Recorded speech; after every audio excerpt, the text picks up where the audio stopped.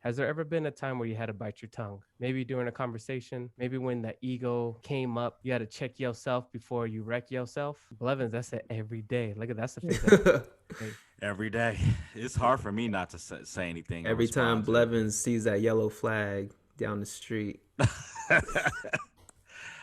I've never spoken to them before, what about you, so Ray? You ever had that scenario? Yeah. I mean, two types of two scenarios that pop up in my head. One of them is in a relationships. Whenever when you're in a relationship, you learn when to bite your tongue because you know that it's just not going to amount to anything that's going to be on your side. And then the other time is like in a biz in your career.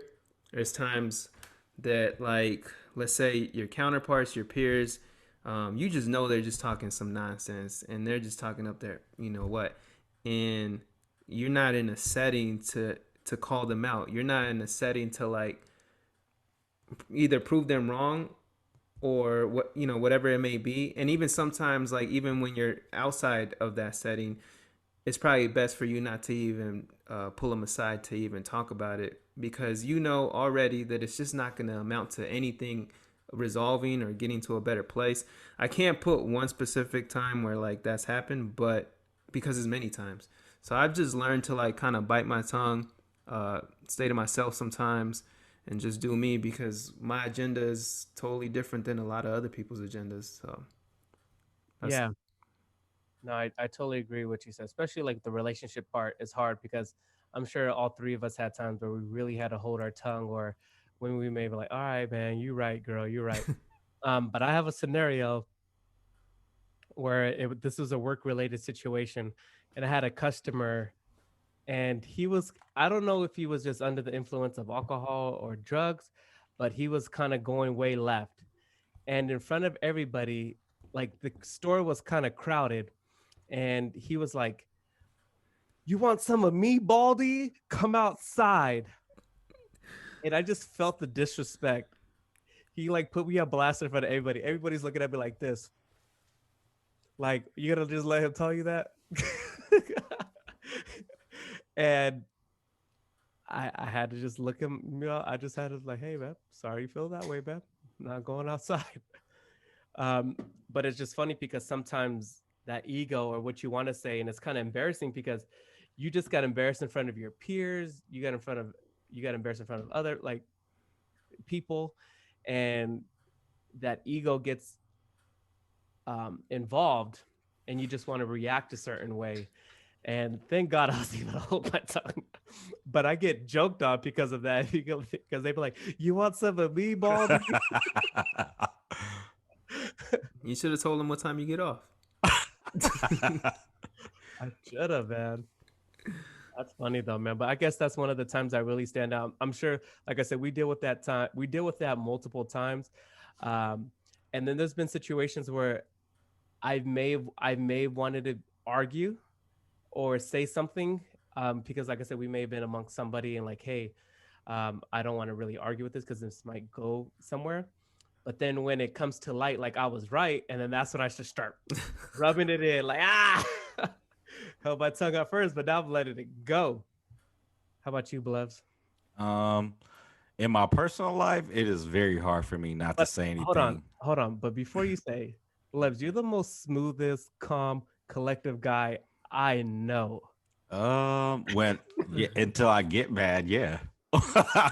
Then that's when the MFs come out. Those are my favorite through text message. This Whenever Blevins starts a text thread or in our chat and it says this MF, I already know it's gonna be good. He calls me, he be like, I'm not even gonna curse, but I'm gonna curse. I'm like, dang, like he's hot. Oh man. So in my personal life, it is extremely hard. And I don't know if there's ever in almost 36 years that a time to where I've been able to bite my tongue in my personal life. In my professional life, I don't want to mess up the money. So there's tons Yeah. of times to where, For sure. I bite my tongue, whether, it's with a customer or, with a coworker or whatever. But I know there's been a couple times where I've been threatened to be murdered uh, from a customer, like literally two times. Once was in Rialto and once was in Upland as well. So, and then there was another time when I worked up there where y'all are from that I had to call the police on a customer as well. But recently, I think I had told you guys the story to where, we dealing with COVID. We could only have X amount of people in like certain capacity. And, it was going to be a long wait because it was, around the holidays and the customer was mad. And so, he started talking about how COVID is not real and we're listening to what Lemon and Cuomo tell us, and we're all just sheep. And asked me, did I know anybody affected by COVID? And I told him, yeah, I know somebody that's in ICU right now. And he goes, well, both of my parents died from cancer, and you don't see them, shutting down any businesses from secondhand smoke.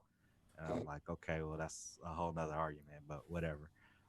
So he started asking me, excuse me, what I think about it. And, at this point, I'm like, I really don't want to engage with this dude. So, I tell him like that's a conversation I don't want to have. And he's like, well, why not? You out here with me. Not you not doing nothing. And I'm like, because I just choose not to. Am I annoying you? And I said, I'm not saying that. I'm just saying it's a conversation I don't want to have. And he goes, you're Antifa, aren't you? And I said, what? You're Antifa. And I go, dude, this is not a conversation I want to have. Really, like it's not a discussion that I want to have. Why not? You ain't doing nothing. All you doing is standing out here telling people whether they can and can't go out. You might as well have a conversation with me. And I'm like, I don't want to have a conversation. All right, whatever. And then he just starts talking. And I'm just nodding my head. And then this other customer that we were helping previously was outside, and he hands a flyer and it has Jesus on it. And the guy goes, don't hand that to him. He's just gonna rip it up and throw it away. He probably don't even believe in Jesus anyway. Oh my And I was gosh. just like, oh my gosh. And then finally he leaves and he's like, all right, man, you have a blessed day. I'm gonna pray for you. You acted like an idiot. And I just was like, okay. And he just left and he waited in his car for like 10 minutes and I was about to be off. So I was like, man, I don't want to go out here. This dude see my car and then we got to get into it and all that. But by the time I went out there, I left. So that was one of the more recent times where I held my tongue. But every day is something because people don't want to wear a mask. People don't want to wait, like all this stuff. People come in with a shield and not a mask and calling me an idiot and talking about their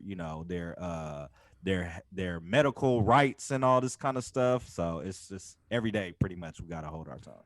They must watch Newsmax. That's a that's sensitive topic. Blev's over here getting irate. He's getting triggered.